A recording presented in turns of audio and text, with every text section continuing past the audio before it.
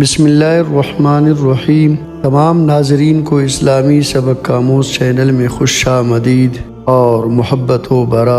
السلام علیکم ورحمۃ اللہ وبرکاتہ۔ وہ مسلمان جسے اس کا دین ہتھیار بنانے اور گھوڑے پالنے کے لیے ترغیب دیتا تھا، جب امریکی صدر ٹرمپ نے سعودی عرب کو جتلایا کہ امریکی تحفظ کے بغیر تمہاری حکومت 2 ہفتے بھی نہیں چل سکتی۔ انہی دنوں کی بات ہے کہ سعودیہ میں ایک اونٹ کو 16 ملین ریال کا سونے کا ہار پہنایا گیا تھا۔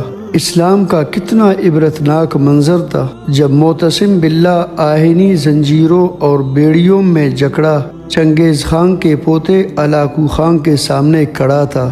کھانے کا وقت آیا تو علاقو خان نے خود سادہ برتن میں کھانا کھایا اور خلیفہ کے سامنے سونے کی تشتریوں میں ہیرے جواہرات رکھ دیے۔ پھر معتصم سے کہا، کھاؤ، پیٹ بھر کر کھاؤ، جو سونا چاندی تم اکٹھا کرتے تھے وہ کھاؤ۔ بغداد کا تاجر بے چارگی و بے بسی کی تصویر بنا کھڑا تھا، بولا میں کیسے سونا کھاؤں؟ علاقو خان نے فوراً کہا، پھر تم نے یہ سونا اور چاندی کیوں جمع کیا؟ وہ مسلمان جسے اس کا دین ہتھیار بنانے اور گھوڑے پالنے کے لیے ترغیب دیتا تھا، کچھ جواب نہ دے سکا۔ علاقو خان نے نظریں گھما کر محل کی جالیاں اور مضبوط دروازے دیکھے اور سوال کیا، تم نے ان جالیوں کو پگھلا کر آہنی تیر کیوں نہیں بنائے؟ تم نے یہ جواہرات جمع کرنے کی بجائے اپنے سپاہیوں کو رقم کیوں نہ دی کہ وہ جانبازوں اور دلیری سے میری افواج کا مقابلہ کرتے؟ خلیفہ نے تعسف سے جواب دیا، اللہ کی یہی مرضی تھی۔ علاقو خان نے کڑکدار لہجے میں کہا، پھر جو تمہارے ساتھ ہونے والا ہے وہ بھی خدا ہی کی مرضی سے ہوگی۔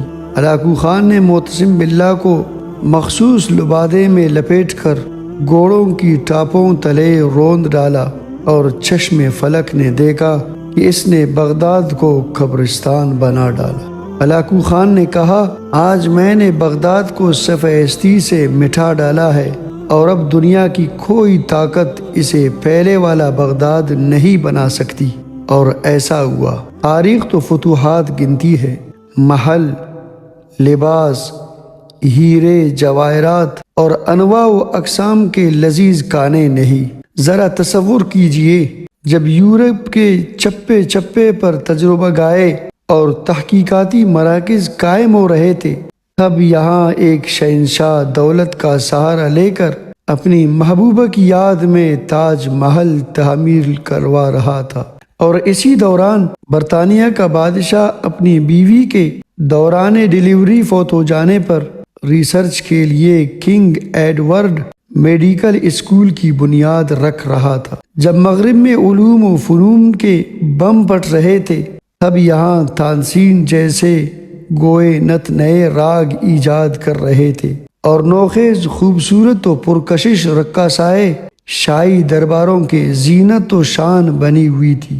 جب انگریزوں، فرانسیوں اور پرتگالیوں کے بحری بیڑے بر صغیر کے دروازوں پر دستک دے رہے تھے، اب ہمارے ارباب اختیار شراب و کباب اور چنگ و رباب سے مدہوش پڑے تھے۔ تاریخ کو اس بات سے کوئی غرض نہیں ہوتی کہ حکمرانوں کی تجوریہ بری ہے یا خالی، شہنشاہوں کے تاج میں ہیرے جڑے ہیں یا نہیں، درباروں میں خوشامدیوں، میراثیوں، طبلہ نوازوں، طوائفوں، وظیفہ خوروں، شاعروں اور جی حضوریوں کا جرمٹ ہے یا نہیں۔